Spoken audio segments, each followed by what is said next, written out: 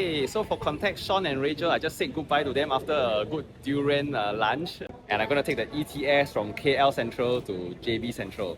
The time now is 4:45.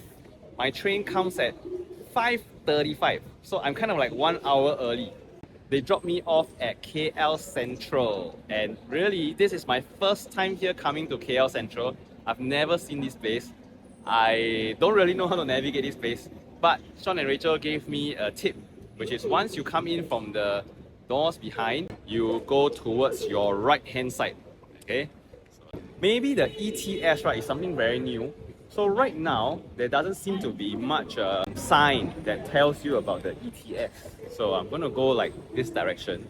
So there's an escalator here, right at the central concourse. Do not go down the escalator. There's this particular platform here.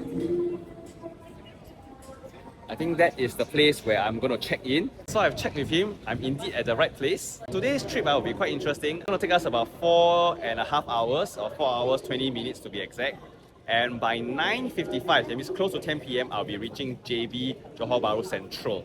I actually took a normal seat, not the business class seat. So I'm going to check it out. How is it like? I'm going to show you the toilet. I'm going to show you the cleanliness. I'm also going to try out their nasi lemak meal on board, which I pre-booked on the website.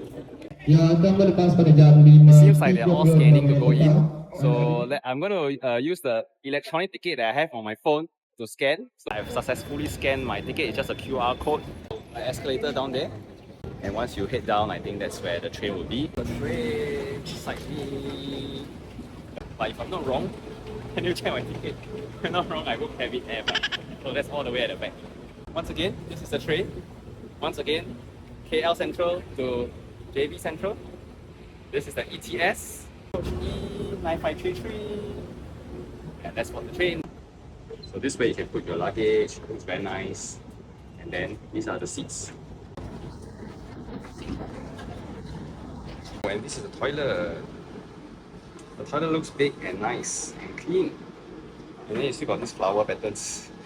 Very nice. So I took a quick nap. I was napping. They delivered my 8 ringgit nasi lemak to my seat, directly to my seat. So very nice of them. This is my seat. You can see I can stretch out all the way. That is our tray table. The doors are closed and we are moving off very shortly. If you compare that to the people behind, you actually get a tray table. You get a hook for the jackets. That's nice. And you get footrest, which we don't get. And then of course you get a tray table as well. So a lot more convenient than the front row seats lah. And then you get more, you get access to the ports here for charging. Let me just demonstrate this. Footrest, pretty nice as well. Okay. We have to access our ports actually right below here, so it's not so convenient. The seats, right? People can recline. So I'm going to show you my leg room now. If the person in front of me recline like this, right, the leg room I'm going to get is still decent, but not that much anymore. The first front row seats have one particular disadvantage. We don't have a tray table. Okay, we do, but it's not from the front. Instead, right, it's actually this thing. And to use this thing, you have to reach over and you have to unlock this thing. And it goes up and then you flip it over. But the problem with that is, it's quite stiff. Very hard to operate with one hand. But the problem with that, right, is that you need to kind of get the consent of the guy sitting beside you. Yeah, so not so easy to operate. But you do get better leg room because there's no chair in front of you. A lot of people actually come to cabin F thinking that there's a toilet. So they walk through and then realize that there is no toilet and then they walk back. It's 7:20 p.m, which means we have been traveling for close to 2 hours. The speed now is 135 km per hour. Most of the time when we were departing from KL, right, we were going quite slowly, about like 50, 60, sometimes 90. At this speed, right, it's actually very comfortable. The train doesn't rock around. It's very silent. It's very quiet. I'll take my nasi lemak very shortly, and then maybe we'll check out the Bistro, which is in cabin C. The Bistro is where you can go and buy food and get some hot drinks and everything. Okay, it's time now to have dinner. This is nasi lemak ayam rendang. I paid 12.80 ringgit for this, but after taxes it became 14 ringgit. And let's go get a drink and let's go get some work done after getting this hot drink like coffee. Hello.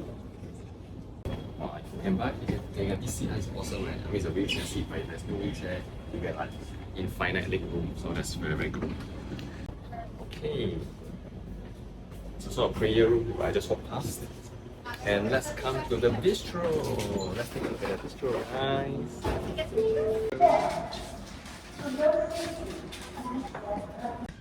Okay, so I just ordered kopi. It's actually 3 ringgit. Okay, so I got my coffee and I'm gonna start work. And I forgot to say, the nasi lemak just now was pretty good. This portion is small, but still pretty good. And I think the rendang was really good. Hey, I'm finally now at JB Sentral. Okay, so the train pulled in at 10:05, which means we are about 10 minutes late. Supposed to be 9:55. My conclusion is that it's smooth, it's clean, it's quiet, it's new, it's very fast at some points. Probably because of the congestion in KL at first, that's why we're a bit late. A coffee, 3 ringgit, I'll take it. Now, the thing is that I actually spoke to a KTM guy, staff, right? Happened to be waiting for the toilet. I spoke to him and said, hey, you know how I wish, right, that this will be like an express JB to KL. Then can even cut short a lot of these stops. A lot of them were just very brief stops, like the train just stopped for a few seconds, open door and close like an MRT like that. KTM wants to like test this system for 6 months and know where's the demand and everything. And so then they can further plan and maybe even work out an express. Maybe you only stop at the very, very high demand stations. Maybe like take 4 hours, then that will be like fantastic then. Guys, I'm home now and let's conclude my ETS ride. First of all, from KL Central to JB Central, it took me 4.5 hours. The train is clean, new, smooth, and very comfortable. Aircon a bit cold, but really nice. And I had food, I had drinks and everything. So I really give it a very big thumbs up. Now, is it worth it? Is it worth your time? Is it worth the money? Now, I paid 97 ringgit for a standard class ticket. Now, that's really cheap, right? Can compare that to flying to KL because I took a scoot flight from Singapore to KL. So in that flight, right, I had to go 2 hours in advance to the airport and then an hour flight. And then once I reached KLIA, you have to go through the immigration and everything. And then from KLIA to get to anywhere, right, it's probably a 1 hour grab. Or maybe even 1.5 if the traffic is bad.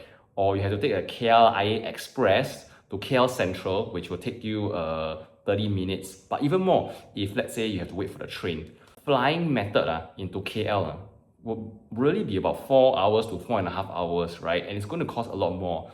So if you ask me, right, the ETS service is definitely more worth it. If they can even do a KL to JB Express ETS service, that would be even fantastic. Let me know what you guys think. Okay, is ETS really worth your time? Are you excited to try it out?